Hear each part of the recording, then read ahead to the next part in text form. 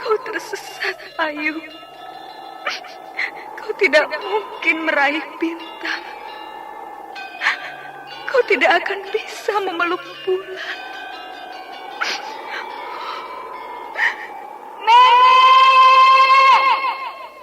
Nenek Raga Runting! Ayu! Ayu!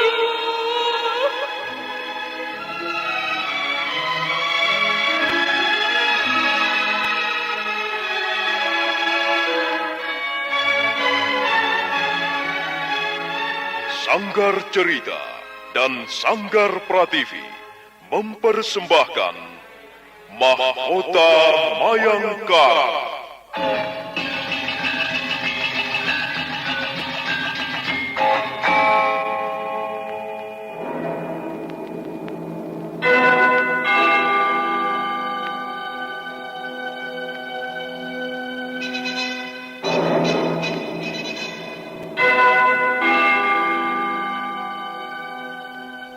Cerita ini lanjutan dari Tutur Tinular.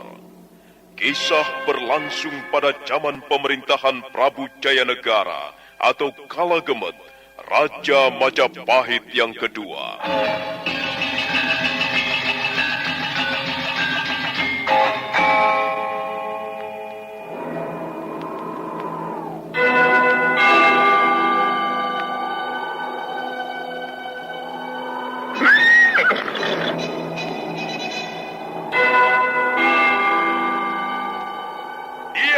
Lagi Raja Majapahit, akulah raja. Akulah yang berkuasa. Ayo, obrak-abrik desa Ganding. Tangkap Jayanegara. Tangkap Jayanegara.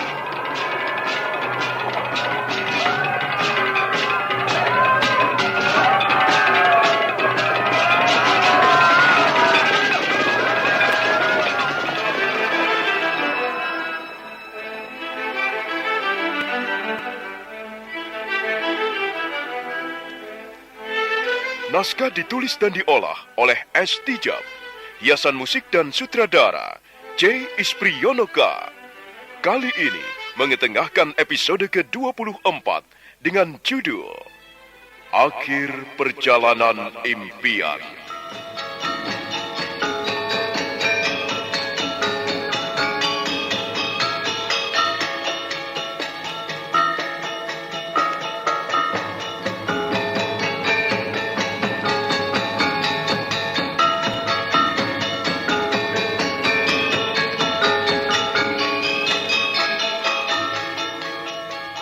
Dalam seri ke-697 ini didukung oleh para pemain Hari Akik sebagai Bekal Gajah Mada, Sunaryo sebagai Mapatih Aryatada, Kasdu Dewa sebagai Brahmana Ratu Kuning, Nanang sebagai Rakai Warak, Refli Lubis sebagai Rakai Kembar, dan Asdi Suhastra, pembawa cerita.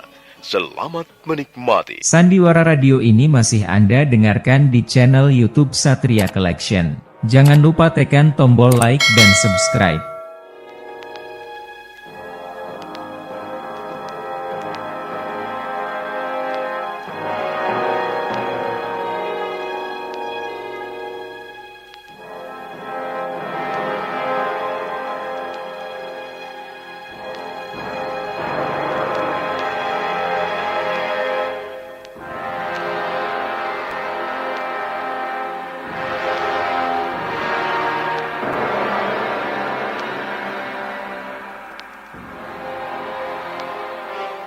Brahmana Ratu Kuning kesal karena niatnya pergi dari desa Bedandar dengan alasan ingin menyelidiki keadaan Majapahit di Gagal Gajah Mada dan Patih Aryatada. Dengan demikian, Gusti Prabu pun tidak mengizinkan mereka keluar dari desa Bedandar. Sejak pembicaraan yang gagal malam itu, Brahmana Ratu Kuning menjadi lain. Gerak-geriknya serba mencurigakan. Dan Gajah Mada serta Aryatada menangkap tanda-tanda itu. Adi Bekal, Brahmana Ratu Kuning sepertinya tidak puas dengan hasil pembicaraan kemarin malam. Biarlah Kakang Patih. Itu hak mereka untuk tidak puas terhadap suatu keputusan. Tetapi kita juga punya hak untuk melarang mereka keluar dari desa Bedander ini. Meski apapun alasannya, jika mereka sampai keluar dari sini, maka itu adalah ancaman bagi keselamatan Gusti Prabu. Bagus. Keselamatan Gusti Prabu memang menjadi wewenangmu, Adipeka. Hal-hal yang menyangkut dengan keamanan beliau adalah tanggung jawabmu. Lalu, apa langkah berikutnya untuk menghadapi kekecewaan Brahmana Ratu Kuning, Adipeka? Tetap awasi mereka bertiga. Aku akan minta kepada kuda Parasuta untuk lebih ketat memperhatikan segala gerak-geriknya. Situasi seseorang di dalam keadaan kecewa bisa membahayakan kita semua, Kakang. Karena dia akan berbuat apa saja demi melampiaskan rasa kecewanya itu. Begitu pula dengan Rakai Warak dan Rakai Kembar. Dua orang itu pastilah sudah terhasut oleh jalan pikiran Brahmana Ratu Kuning. Dan yang lebih membuat kita harus lebih hati-hati lagi, jalan pikiran Brahmana Ratu Kuning bisa meracuni dan mempengaruhi mental dan semangat para prajurit kita yang cuma 15 orang itu. Dan lebih fatal lagi, jika para pemuda desa pun terhasut olehnya. Ya, kukira semua ini tergantung pada kebijaksanaan dan keputusanmu, Adipeka. Sebab Gusti Prabu telah mempercayaimu sebagai pimpinan pasukan penyelamat raja.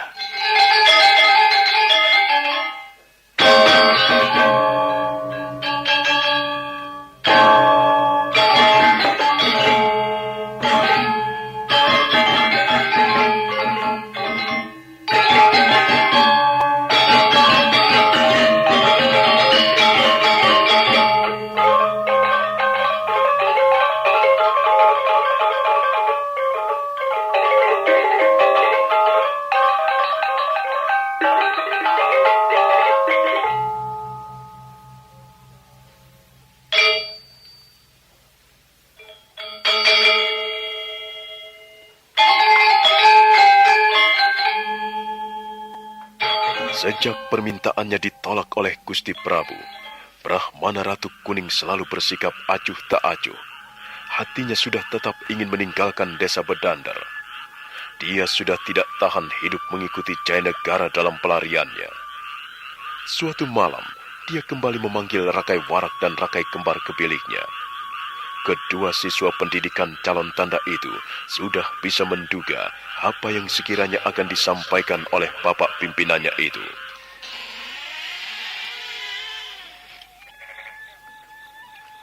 Bapak memanggil. Cepatlah masuk dan tutup pintu itu. Baik, Bapak. Apakah masih soal yang kemarin itu, Bapak? Iya, masih soal yang kemarin. Apakah kalian puas dengan hasil pembicaraan itu? Ya, kalau soal puas atau tidak puas, bagi saya kiranya tidak menjadi masalah, Bapak. Karena bagaimanapun juga, Gusti Prabu telah menurunkan titahnya bahwa kita tidak boleh keluar dari desa ini. Jadi kalian tetap akan tinggal bersama Gusti Prabu Jayanegara dalam pelarian seperti ini? Apa boleh buat, Bapak? Titah Gusti Prabu, mau tidak mau, harus kita patuhi. Baiklah, baik. Aku tidak bisa memaksa kalian. Sebab bagaimanapun juga, kalian punya hak. Dan hak kalian aku hormati. Dan Bapak akan pergi. Kalian jangan dulu salah paham. Kepergianku ini tidak lebih dari mencari tahu perkembangan kekuatan Rakuti. Lalu setelah itu, apakah Bapak akan kembali ke desa ini? Iya. Aku akan kembali untuk melaporkan hasil penyelidikanku. Seandainya penyelidikan Bapak ke Majapahit diketahui dan tertangkap pasukan pemberontak? Ya, tinggal tergantung bagaimana keadaan. Kalau bisa, Rakuti akan kuajak bicara. Bicara tentang apa, Bapak? Tergantung pada Rakuti. Maksud Bapak Brahmana? Aku tahu apa yang dikehendaki Rakuti. Tidak mungkin dia menghendaki nyawaku, nyawa kalian, atau nyawa prajurit-prajurit yang hanya berjumlah 15 orang ini. Dia pasti menghendaki nyawa Gusti Prabu.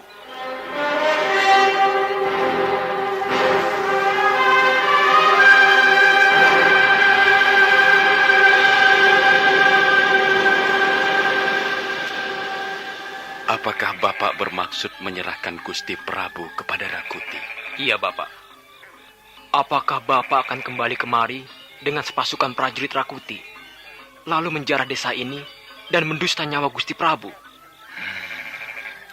Itu kalau aku tertangkap dan dipaksa untuk mengatakan di mana Prabu Jayanegara berada.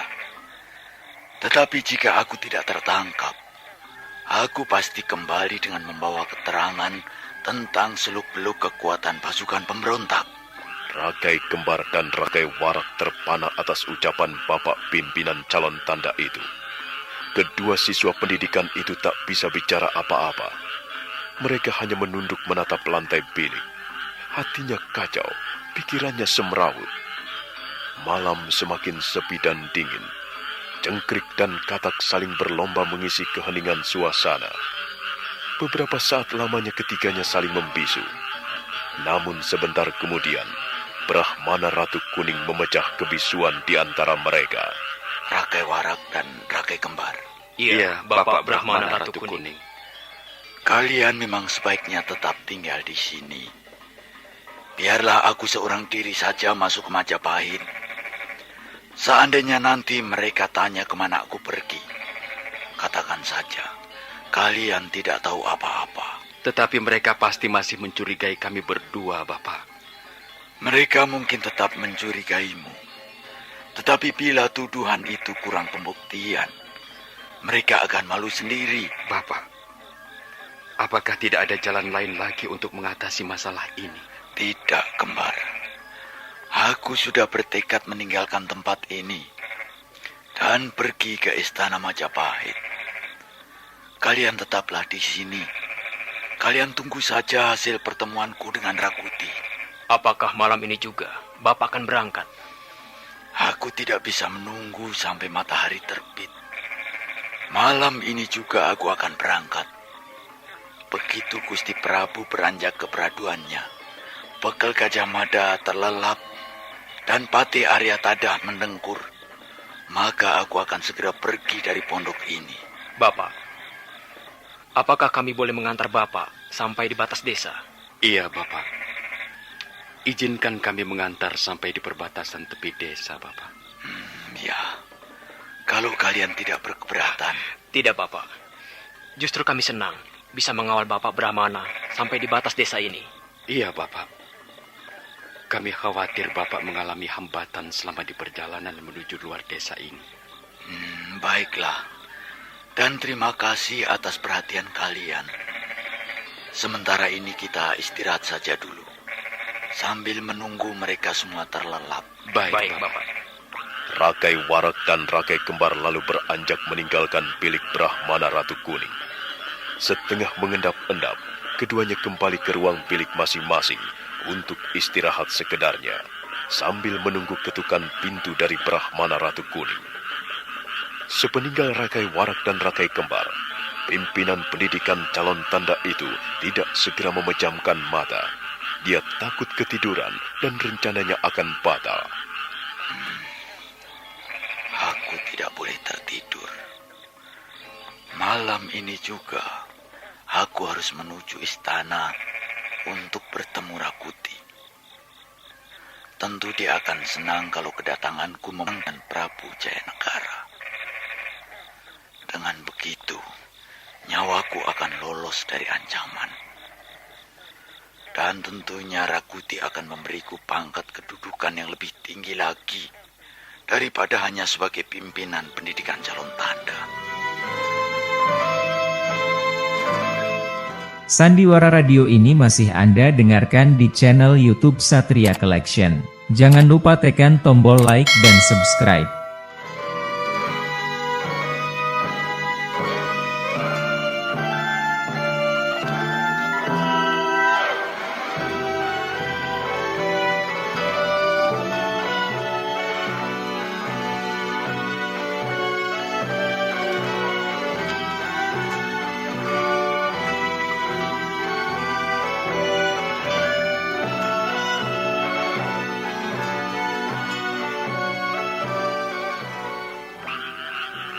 Waktu menjelang tengah malam, Prabu Jayanegara sudah pulas di peraduannya karena lelah sesiang tadi.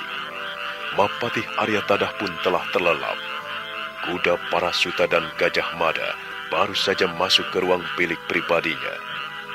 Brahmana Ratu Kuning membuka pintu bilik. Matanya ditebarkan ke seluruh ruangan. Nampaknya keadaan sudah aman. Berjingkat-jingkat dia melangkah menghampiri bilik Rakai Kembar dan Rakai Warak. Sesampainya di sana, Brahmana Ratu Kuning mengetuk pintu. Kedua siswa pendidikan calon tanda itu langsung membuka pintu dan mengikuti langkah pimpinannya.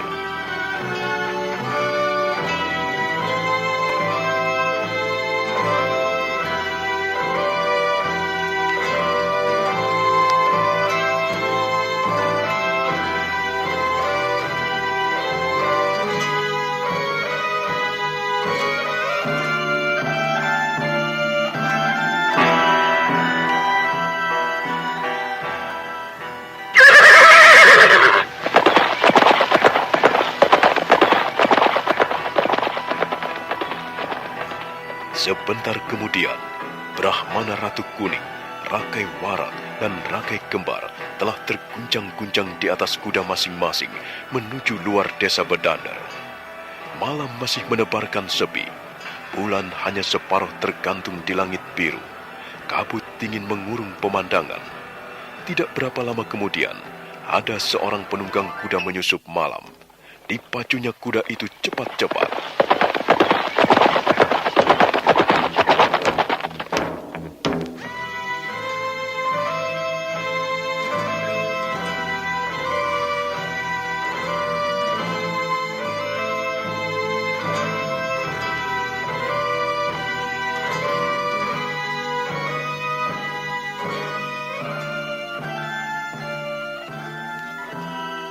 Di batas desa Bedandar, keadaan sunyi lengang. Hanya serangga malam dan cengkrik saling bersahutan mengisi kesunyian. Dari kuda mendekat.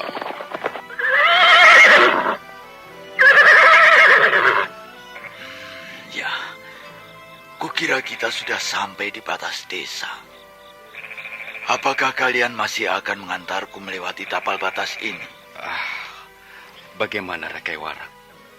Apakah kita akan mengantar Bapak Brahmana lebih jauh lagi? Aku kira tinggal masalah waktu. Kita tidak bisa kembali ke desa Bedandar kalau hari sudah terang. Oh, benar anak-anakku.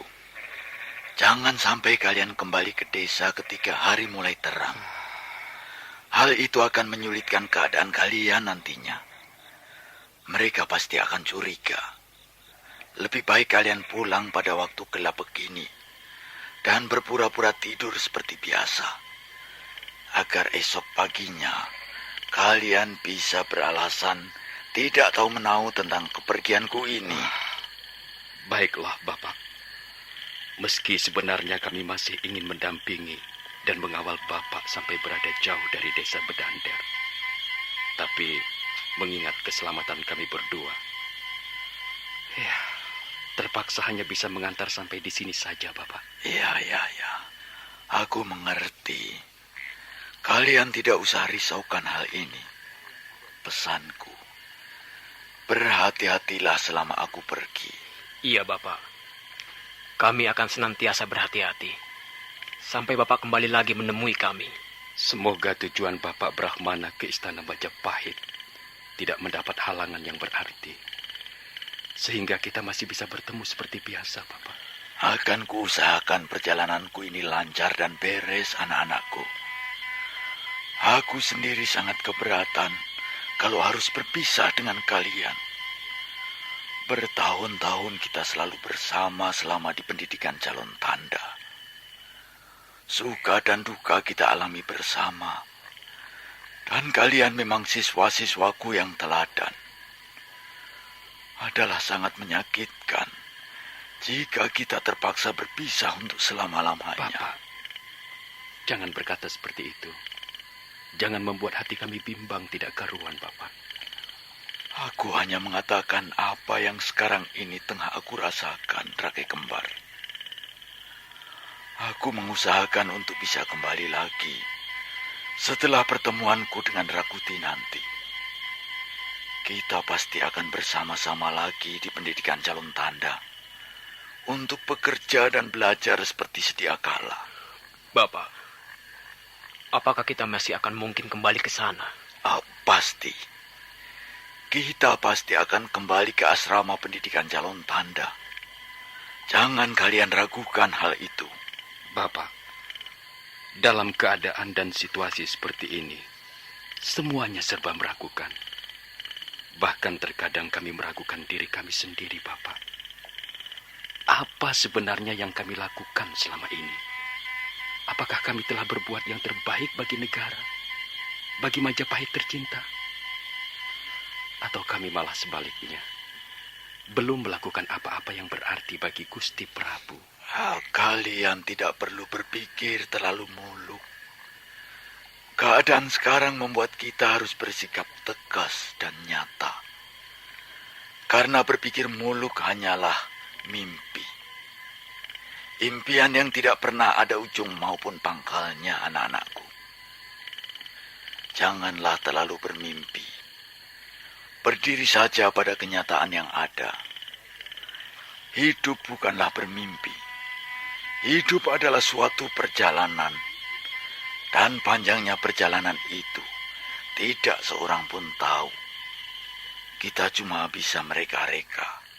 Sebab itu, berdirilah pada kenyataan yang ada.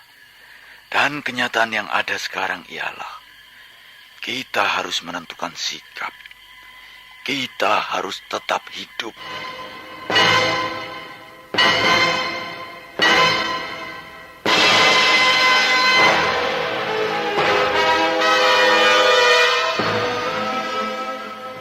Nah, anak-anakku, Rakewarak dan Kembar, kukira kita sudah terlalu lama berbincang-bincang di batas desa ini. Sebelum hari menjadi terang, segeralah kembali ke desa, agar tidak timbul kecurigaan pada diri kalian. Baiklah, Bapak. Berhati-hatilah selama perjalanan. Semoga perjalanan itu sesuai dengan harapan. Dan kita bisa bertemu serta berkumpul lagi, Bapak. Terima kasih anak-anakku. Aku pergi sekarang. Iya, Bapak! Bapak Brahmana Ratu Kuning! Saya melihat sesuatu di atas pohon itu. Jangan dulu beranjak, Bapak. Oh, siapa Tuan? Nampaknya Tuan menguasai betul wilayah desa Bedandar ini. Katakanlah, siapa diri Tuan sebenarnya? Mengapa tiba-tiba Tuan muncul bagaikan hantu malam? Anak-anakku. Mengapa tiba-tiba di hadapan kita muncul sesosok tubuh manusia tinggi besar? Oh, siapakah Tuan? Tampaknya Tuan kenal betul daerah ini. Ayo, katakanlah, siapa dirimu? Mengapa tiba-tiba kau menghadang jalan Bapak Brahmana Ratu Kuning? Anak-anakku, siapa sosok tinggi besar dan kekar itu? Mengapa tiba-tiba muncul bagai hantu malam di depan kita? Cepat hadapi dia. Biar aku bisa melanjutkan perjalananku. Ayo anak-anak. Tenanglah, Bapak.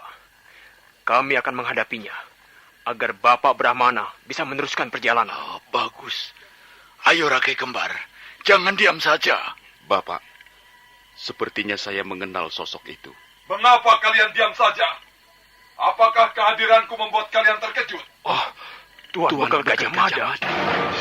Sandiwara Radio ini masih Anda dengarkan di channel YouTube Satria Collection. Jangan lupa tekan tombol like dan subscribe.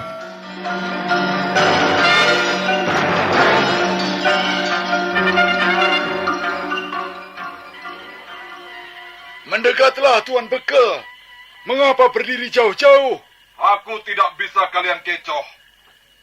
Aku tahu, begitu aku mendekat, maka serentak dua muridmu itu akan menyerang dan kau terbang bersama kudamu itu ke istana Majapahit. Jangan sembarangan bicara, Tuan Bekal. Tuduhan tanpa bukti akan menjatuhkan wibawa Tuan sendiri. Apakah Tuan sendiri tidak menjatuhkan wibawa Tuan dengan cara seperti ini? Sudahlah Tuan, Tak perlu berbasa-basi lagi. Saya tahu betul siapa Tuan dan apa tujuan Tuan. Tuan Bekel Gajah Mada, hendaknya Tuan tidak perlu mencampuri urusan kami. Aku pimpinan di wilayah ini. Aku bertanggung jawab penuh atas keselamatan Gusti Prabu. Siapapun yang keluar masuk wilayah Bedander sudah sepantasnya melalui persetujuanku. Jangan mentang-mentang Tuan Bekel. Tutup mulut kalian. Sebaiknya kalian tidak ikut campur urusanku dengan Brahmana Ratu Kuning. Tapi beliau pimpinan kami di pendidikan calon tanda. Seorang pemimpin tidak layak melarikan diri seperti seorang pengecut. Seorang pemimpin sudah seharusnya mati dan hidup bersama yang dipimpinnya. Dia tidak seharusnya meninggalkan kalian berdua di desa Bedander ini. Tutup mulutmu, Tuan Bekel. Pulanglah. Kembalilah ke desa Bedander. Dan aku akan menutup mulut. Ceh! Apa yang bisa diharapkan di tempat terpencil seperti itu? Bagus. Nyata sudah sekarang ini. Kau memang berniat mengkhianati Gusti Prabu. Cih! Pemimpin macam apa itu? Nah, kalian lihat sendiri. Tuan Rake Warak dan Tuan Rake Kembar. Begitukah sikap dan sifat seorang pemimpin? Kuharap kalian tidak perlu bersibuk-sibuk dengan urusanku berhadapan dengan pemimpinmu. Ceh! Kau akan memecah belah hubungan guru dengan murid. Ayo, anak-anak, serang dia. Tutup mulutnya yang lancang.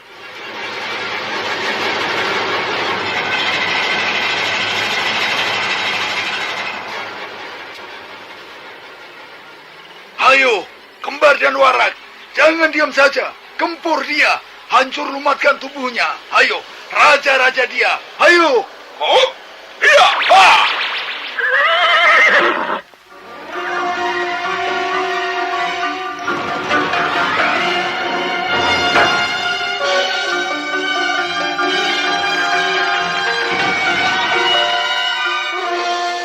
Cepat sekali gerakan itu, sulit diikuti oleh mata.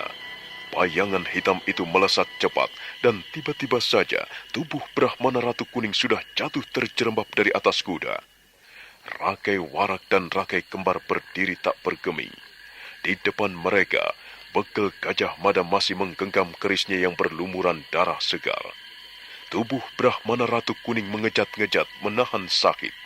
Tetapi tidak lama, sesudah itu, tubuh sang pimpinan pendidikan calon tanda diam tidak bergerak-gerak lagi. Kau telah membunuh pemimpin kami. Kau telah menjadi seorang pembunuh. Tuan Bekel, begitukah caramu menyelesaikan masalah? Apakah dengan cara ini semuanya telah selesai dengan baik? Tuan Rake Warak dan Tuan Rake Kembar. Hendaknya Tuan sadar betul bahwa jalan ini terpaksa ditempuh demi keselamatan Gusti Prabu dan masa depan Majapahit. Wah, kau hanya pintar sembunyi di balik kata-kata. Kau pintar mencari-cari alasan. Jika benar kau seorang pemimpin, bukan pertumpahan darahlah jalan yang mesti kau ambil. Sekali lagi kukatakan, semua ini demi Gusti Prabu dan Majapahit. Kau telah menjadi seorang pembunuh. Tidak ubahnya Rakuti menyelesaikan masalah-masalahnya. Tuan boleh berkata apa saja. Tuan boleh mempunyai prasangka dan penilaian tersendiri terhadap saya. Itu memang hak tuan-tuan berdua. Silakan. Tumpah ruahkan segala sumpah serapah tuan berdua. Saya dapat mengerti perasaan tuan-tuan menghadapi kenyataan ini.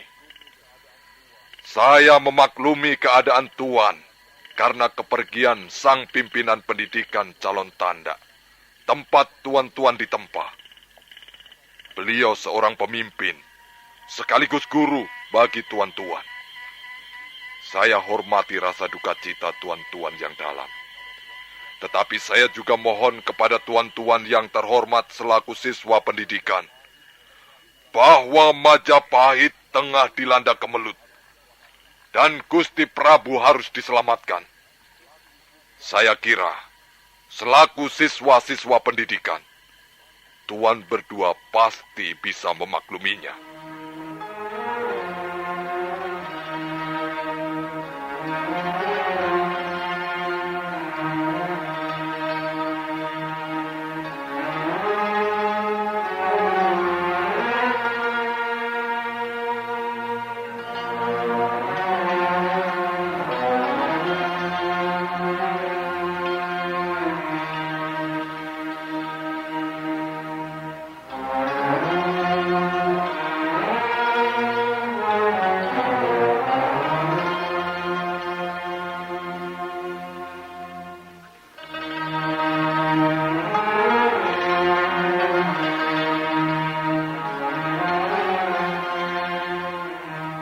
malam itu, Brahmana Ratu Kuning terpaksa mengakhiri hidupnya di ujung keris pegel Gajah Mada, sang pimpinan pasukan penyelamat raja.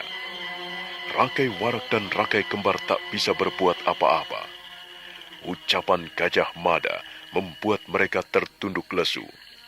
Meski hati kedua siswa pendidikan itu panas membara atas kematian sang pemimpinnya, tapi mereka harus berpikir 2 kali lipat untuk berhadapan dengan bekal Gajah Mada. Kata-kata Gajah Mada, meski halus, mengandung makna ancaman yang dalam bagi siapapun yang mencoba berkhianat atau melawan raja. Sementara perlahan-lahan tirai malam tergulung, sinar mentari pagi menyingkap kegelapan menjadi terang. Dan di suatu tempat, masih di desa Bedander, tampak 3 orang tengah berbincang-bincang serius. Mereka adalah Patih Aryatada, kuda Parasuta, dan bekal Gajah Mada. Jadi semalam Brahmana Ratu Kuning berusaha melarikan diri dan bermaksud ke istana Majapahit. Iya, benar Kakang. Sudah sejak lama saya ikuti setiap gerak-geriknya. Saya curi dengar setiap pembicaraannya dengan Rakai Warak dan Rakai Kembar. Dan ternyata, bekas pimpinan pendidikan calon tanda itu memang tidak bisa diberi ampun. Sangat membahayakan jika kita selalu memberinya maaf. Tindak tanduk dan jalan pikirannya bisa meracuni prajurit kita. Ya, syukurlah kalau kau sudah membereskannya, Di. Tetapi Rakai Warak dan Rakai Kembar, kukira jangan dibiarkan bebas begitu saja. Saya mengerti, Kakang. Oleh sebab itu, saya minta kepada kuda Parasuta untuk tidak lepas mengawasinya. Akan saya laksanakan perintah itu, Tuan Bekal. Saya tetap akan meminta bantuannya untuk melatih olah keprajuritan. Tetapi selama itu saya akan selalu mengawasi gerak-geriknya. Ya, itu bagus kuda Parasuta. Jangan sampai mereka tahu kalau dirinya dicurigai dan selalu diawasi. Berhati-hatilah, Parasuta. Saya Gusti Patih. Saya akan berhati-hati menjalankan tugas ini. Semoga saja pengkhianatan Brahmana Ratu Kuning tidak menjalar pada kedua siswanya. Iya, saya pun berharap demikian, Kakang Patih. Semoga Rakai Warak dan Rakai Kembar menyadari kekeliruan pemimpinnya. Pekerjaanmu memang tidak ringan, Adimada. Karena keselamatan kita semua, terutama Gusti Prabu, tergantung pada kepemimpinanmu. Sebab itulah, Kakang, saya sangat mengharapkan bantuan dan tenaga kuda Parasuta. Dia lebih muda daripada saya.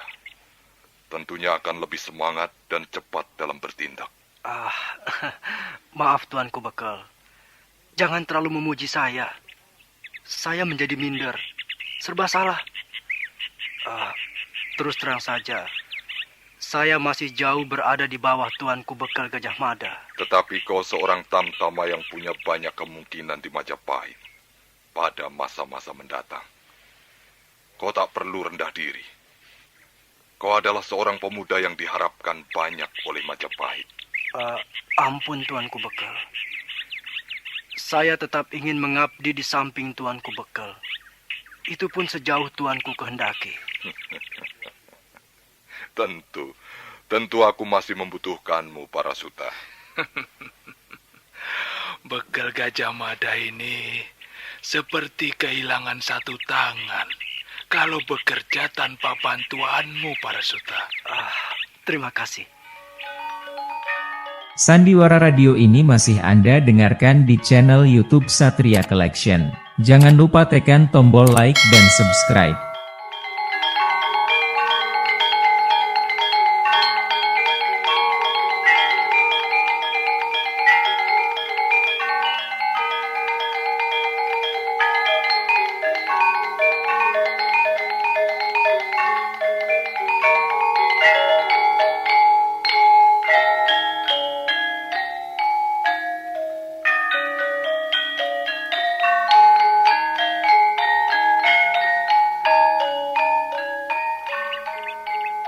kita tinggalkan desa Bedander yang punya tanggung jawab besar terhadap keselamatan sang junjungannya, Gusti Prabu Jayanegara. Kini kita beralih ke suatu tempat yang letaknya tidak jauh dari desa Bedander. Di pinggiran hutan tarik, di rimbun pepohonan, tampak dua tenda yang baru saja berdiri. Satu tenda dihuni oleh 4 prajurit, satu lagi oleh seseorang berusia cukup tua, namun tetap tegap dan kokoh. Benar, mereka adalah 4 prajurit Rakuti yang mengawal Wong Agung dalam usahanya mengejar Jayanegara. Prajurit, kemari. Baik, Tuan. Baik, Tuan. Baik. Prajurit. Sepertinya lebih baik kita lanjutkan perjalanan ini. Tuan Wong Agung, bukankah kita baru saja membuka tenda untuk istirahat? Tak ada waktu untuk istirahat. Selama buruan kita belum lagi ketemukan. Kita sudah menjelajahi desa demi desa, Tuan Wong Agung. Dari desa Kancipuri, Buhayabang, Pajarakan, Jonggrang, dan desa Canggal serta desa Jasun Wungkal. Tetapi sejauh ini, kita belum mendapatkan hasil yang berarti. Bahkan, jejaknya pun tak kita temukan. Lawa Garwita, kau seorang prajurit. Tidak pada tempatnya kau mengeluh seperti itu. Seorang prajurit harus berjiwa pantang menyerah. Maafkan kami, Tuan Wong Agung. Maksudnya, apakah tidak lebih baik beristirahat sejenak untuk sekedar mengumpulkan tenaga baru, agar pengejaran kita bisa lebih sempurna? Percuma aku dikawal 4 prajurit. Kalau hanya mencari seorang buruan saja, sudah mengeluh minta istirahat. Ayo, bongkar kembali tenda, dan kita teruskan perjalanan. Aku yakin desa Bedander sudah di depan mata kita. Ayo, cepat bongkar tenda kalian. Wasari Suta, Ya. cepat kerjakan. Lawa Garwita, Garuda Rampak, dan Gajah Dota. Kita bongkar tenda dan lanjutkan pengejaran. Dengan patuh, akhirnya keempat prajurit itu menuruti perintah Wong Agung. Wasari Suta sebagai pimpinan, mau tidak mau harus tunduk. Tenda yang baru saja berdiri, kini dirubuhkan lagi dan dikemasi. Sebentar kemudian, mereka telah siap meneruskan perjalanannya.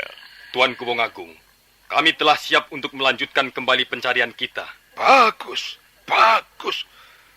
Begitulah seharusnya seorang prajurit. Harus cepat dan tangkas. Mari, naiklah ke kuda masing-masing. Teman-teman, naiklah ke kuda masing-masing.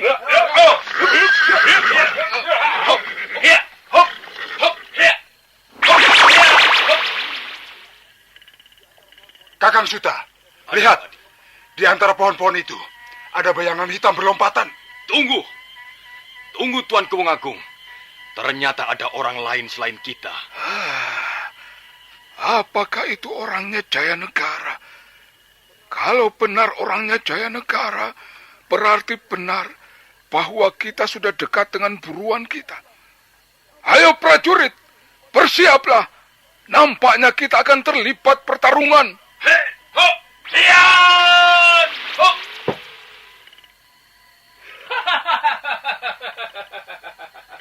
Maaf, kalau kehadiranku mengganggu perjalanan kalian. Siapa Tuan sebenarnya? Dan mengapa menghadang perjalanan kami? Katakanlah, siapa Tuan? Dan apa kemauan Tuan sebenarnya? Setelah itu jangan ganggu kami. Bukankah kita tidak pernah berurusan sebelumnya? Ayolah Tuan, bicaralah. Hati-hati. Kukira dia pastilah mata-mata Jayanegara. Ayo, kurung dia dan tangkap. Jangan dibunuh, agar kita bisa mengorek keterangan dari mulutnya. Ayo, serang dia. Kawan-kawan, kurung dia dan tangkap hidup-hidup. Ayo.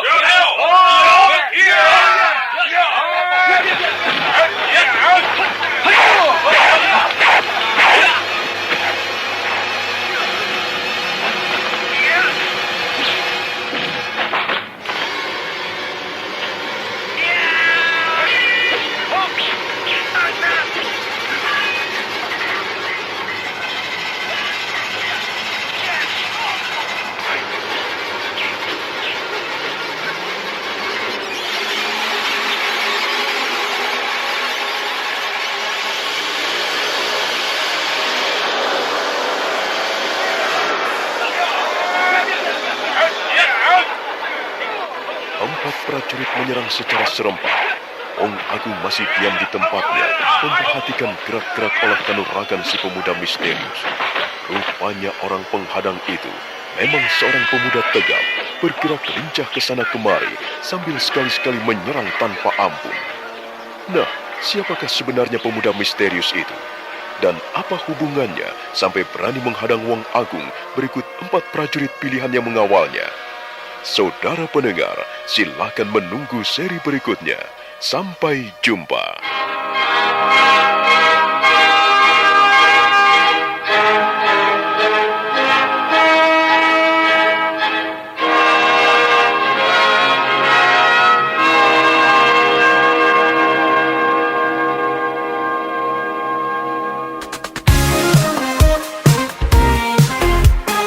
Satria Collection bawa hiburan dengan gaya yang tak pernah padam. Jangan